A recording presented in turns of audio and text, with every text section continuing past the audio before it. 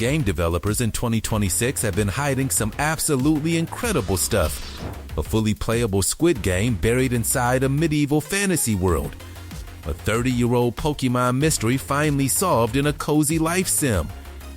And Tofu, Resident Evil's legendary block of bean curd, back again, tiny police hat and all, scurrying around the Raccoon City Police Department.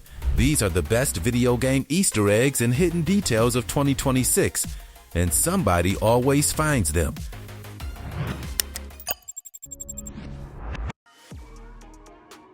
Maiden's Blood Wine. Okay, Resident Evil Requiem again, and this one is specifically for the Village fans in the room. While playing as Grace Ashcroft through the care center, you will eventually reach the VIP suite, and in that suite there is a wine bottle sitting on a shelf as part of a puzzle. Most people would just pick it up, solve the puzzle, and move on. Totally understandable. But if you actually stop and look at the label on that bottle, and this is the detail that makes it, it reads, Maiden's Blood. Bottled at Castle Dimitrescu, Diallo Mere, that is Lady Dimitrescu's wine, from Resident Evil Village, sitting in a VIP suite in Raccoon City in 2026. And when you think about it, it actually makes complete sense from a lore perspective. Dimitrescu was connected to Umbrella. Of course, her castle's infamous blood wine would end up in the hands of wealthy people tied to that world. It is not just a fun little nod. It is a piece of lore that connects two games in a way that feels genuinely thought through, and that is the difference between a throwaway reference and a great Easter egg. Salvatore the Outlaw. Right, let's kick things off with one of the biggest games of 2026, Crimson Desert. And Pearl Abyss wasted absolutely zero time hiding some incredible stuff in this world. Now, if you've spent any time in the Elden Ring community, you already know who Let Me Solar Her is. This absolute legend of a player who wore nothing but a pot on his head and spent his time helping thousands of struggling players defeat Millennia, arguably the hardest boss in Elden Ring. The guy became a genuine gaming icon. Fan arts, statues, merchandise. The internet completely lost its mind over this person. Well, Pearl Abyss decided to make it official. Once you finish Chapter 1 and make your way into Hernan Town, keep your eyes on the lampposts along the streets. Because on one of those standalone lampposts, there's a bounty poster. And that bounty poster is for an outlaw called Salvatore. And Salvatore, well, Salvatore is unmistakably modeled after Let Me Solo Her. Pot on the head and everything. You can actually hunt Salvatore down near Sunset Valley and complete the bounty. So Pearl Abyss didn't just give this legend a nod, they gave him a whole side quest. That is just a masterclass right there. The Hidden CD Collection. Still in Pokemon Pokopia, and this one is for the collectors. The people who grew up with this franchise and have every theme, every melody, every musical moment committed to memory from childhood. Hidden throughout the world of Pokopia, inside blocks, beneath sparkling water ripples, tucked away in corners that most players will walk straight past, are CDs. And each of those CDs is a piece of Pokemon musical history. Game Corner music from the original games, the SSN theme, battle themes from across the generations, music that immediately transports you straight back to specific moments from your childhood. You collect them and give them to DJ Rotom, a brand new Rotom form introduced in Pokopia, who then plays them for your entire town. So your little Pokemon village can literally be soundtracked by 30 years of franchise history. Finding each one is like unlocking a core memory you did not even know you still had. The moment you hear a track you have not heard in 20 years suddenly playing out of DJ Rotom's speakers, man, that is something genuinely special. Game Freak knew exactly what they were doing with every single one of those hidden CDs. The 9642 plate. This one you can catch very early in Resident Evil Requiem, and it is the kind of detail that just makes you smile the moment you figure out what it actually means. Leon pulls up in his car early in the game, and his license plate reads ND equals 9642. Now at first glance, You might just clock it as a random plate and move on with your life. Totally reasonable, but those numbers mean something very specific. 2, 4, 6, 9. Those are the mainline Resident Evil games that Leon S. Kennedy has starred in. Resident Evil 2, Resident Evil 4, Resident Evil 6, and Resident Evil Requiem, the 9th mainline entry in the series. Capcom literally put Leon's entire career on his license plate, just sitting there on his car, in the background, waiting for someone to notice. Some people think ND stands for Never Dies, which, given Leon's track record of surviving the unsurvivable, honestly tracks perfectly. Either way, this is the kind of tiny detail that takes maybe 2 seconds of screen time and means the absolute world to people who have been following this character for decades. Just brilliant. Pixel Prince Florian. Alright, the final Easter egg of 2026. Super Mario Bros. Wonder on Switch 2. And this one is pure Nintendo magic. Hidden in certain level backgrounds are tiny pixel versions of Prince Florian, the prince from the brand new Bella Bell Park storyline. Just sitting there, quietly, in the corner of the screen, waiting to be noticed. You could spend hours in these levels and walk straight past him. He is that small. He is that perfectly hidden. And here is the thing. This detail exists purely out of love. Pure passion for the game and the people playing it. Nintendo just decided to put Pixel Prince Florian in level backgrounds. Because that is exactly who Nintendo are, waiting quietly in the corner of a level. Waiting for the one player curious enough to actually look. Developers hiding things like this when the whole world is watching something else? That is exactly why we love this medium so much, man.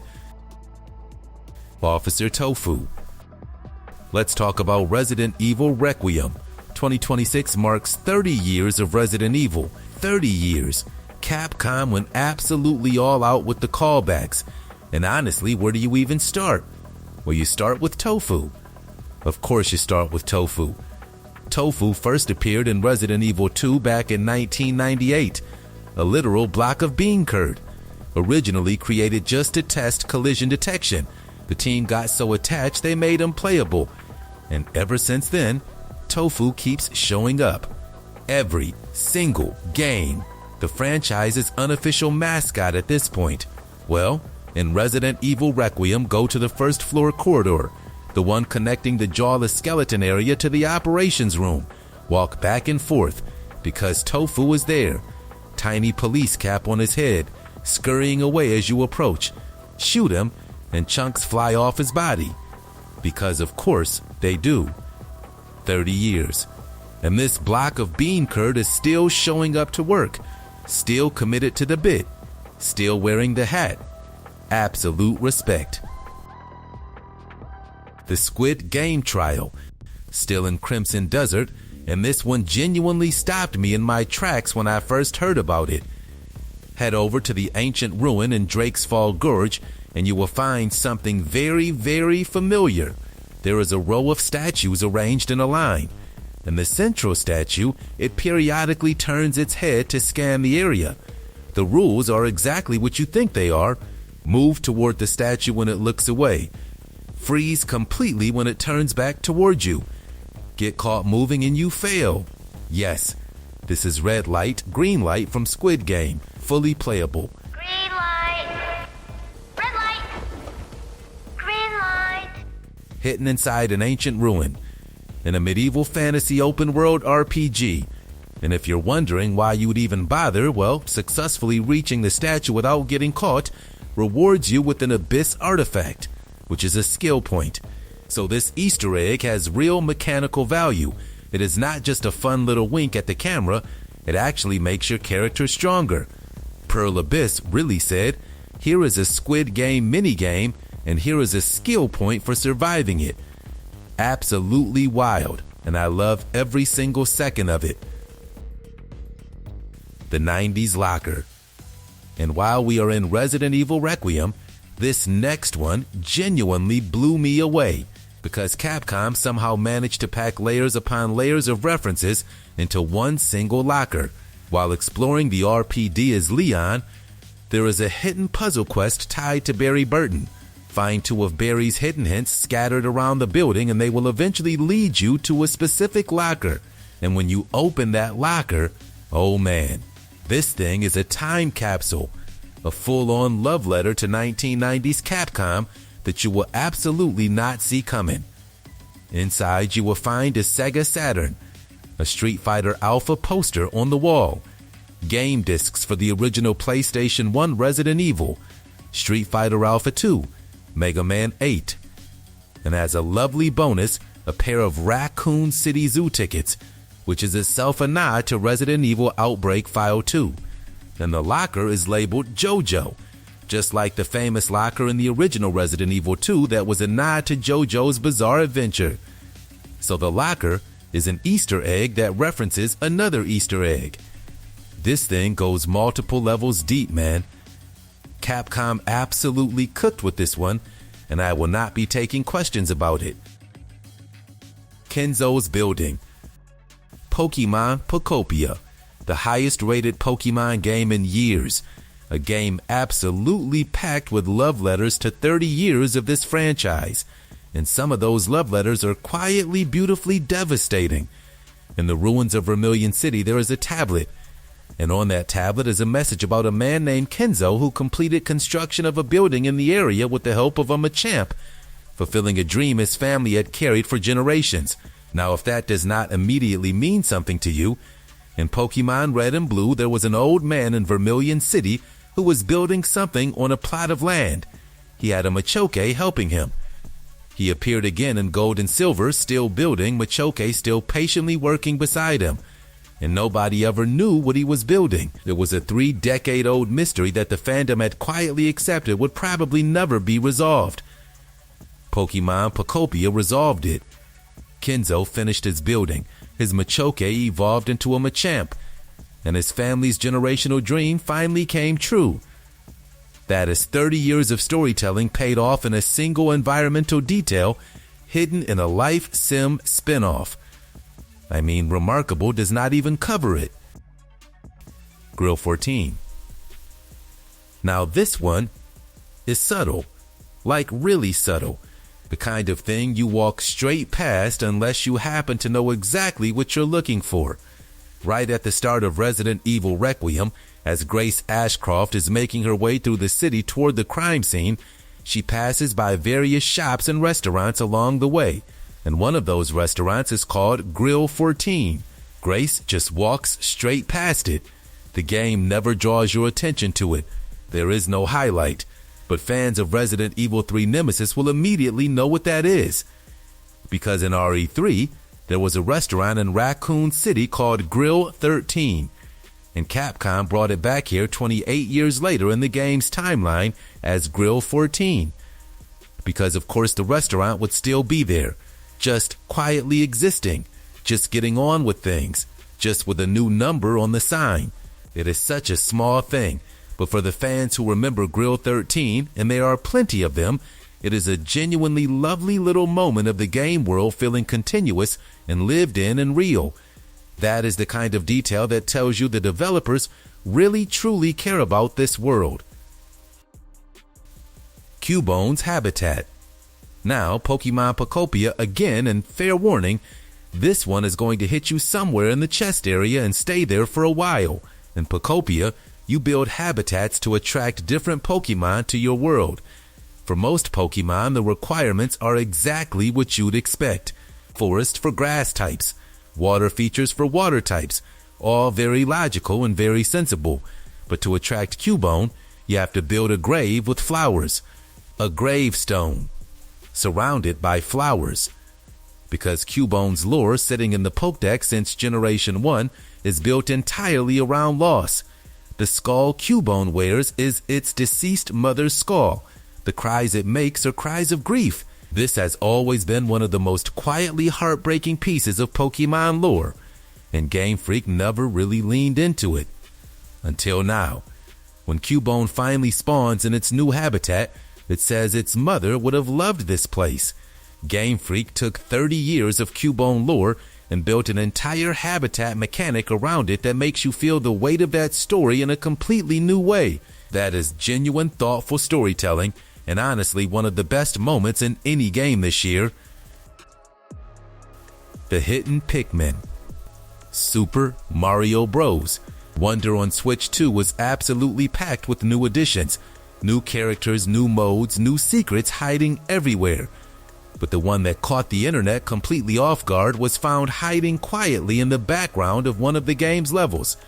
In Light Switch Mansion, if you look carefully at the background while playing as Rosalina, and I mean really carefully, you will spot 2 glow Pikmin just sitting there in the background, chilling, like they absolutely own the place. Now this might seem like a small thing at first, but here is what makes it genuinely clever. Super Mario Bros. Wonder and Pikmin 4 share the exact same development team at Nintendo, EPD10. So this is not just a random crossover cameo dropped in for fun. This is a development team leaving their signature, hiding their other beloved franchise in the background of their other game. Like a little inside joke from the developers to the players paying close enough attention to actually catch it. And the Pikmin did not appear in the original Switch version of the game at all. They are brand new additions specifically to the Switch 2 edition. So Nintendo put them in there and then just waited, and someone always finds them eventually. Like mother, like daughter. Here is one that most people will trigger without even realizing what it means. And when you find out, it is genuinely one of the most charming Easter eggs in the entire game. Early in Resident Evil Requiem, Grace Ashcroft picks up a lockpick and uses it to open a drawer. Simple enough. The kind of thing you do without thinking twice. But the moment you do it, you unlock a trophy called Like Mother, Like Daughter. And if you know your Resident Evil history, and specifically your Resident Evil Outbreak history, you will immediately understand why. Alyssa Ashcroft, Grace's mother, was one of the playable protagonists in Resident Evil Outbreak back on PlayStation 2 in 2003. And Alyssa's whole thing, her unique ability that set her apart from every other character in the game, was lockpicking. She was the only character who could pick locks. It was her signature skill. So when Grace picks her first lock in Requiem, Capcom didn't just give you a trophy. They gave you a trophy that quietly tells you that Grace inherited her mother's most iconic ability. That is the kind of layered storytelling hidden inside a single achievement name that just makes you stop and appreciate the people making these games. The Blood Analyzer date. And while we are still in Resident Evil Requiem, this next hidden detail is the kind of thing that is so small and so specific that it almost feels personal. Like Capcom hid it just for the people who would actually notice. In the Blood Lab, there is a blood specimen analyzer that Grace uses to unlock new crafting recipes. When you boot it up, a message appears on screen, Analyzer version 1.21.8991. Most people will read that, clock it as a version number, and immediately move on. But look closer. The year is reversed. Flip it around and you get 1.21.1998. And January 21st, 1998 is the North American release date of Resident Evil 2, the game that started Leon's story, hidden inside a version number on a piece of lab equipment, and a game releasing 28 years later. Capcom hid the birthday of Resident Evil 2 inside a blood analyzer. I mean, how are you even supposed to find that? Just absolutely remarkable attention to detail. The Diablo Goblins. Before we leave Crimson Desert, there is one more Easter egg that absolutely deserves a mention. And this one is for anyone who has ever completely lost their mind chasing a treasure goblin across a Diablo map. While exploring the roads and paths of Pywell, you will occasionally spot a goblin scurrying along with a chest strapped to its back. And the moment you see it, something in your brain just clicks. Because this is exactly the same energy as Diablo's treasure goblins. The little creature running away, the chest bouncing on its back, the absolute panic of trying to catch it before it disappears. Well, catch it and defeat it, and you will be rewarded with a gold bar that you can exchange at any bank for 500 silver coins. a genuinely useful early game reward. So Pearl Abyss did not just reference Diablo, they made the reference actually worth chasing. And if you have ever played Diablo, you will be sprinting after this little goblin on pure muscle memory alone. And that is it for the best Easter eggs and hidden details of 2026. If you enjoyed this, leave a like and subscribe. Drop your favorite Easter egg of the year in the comments below.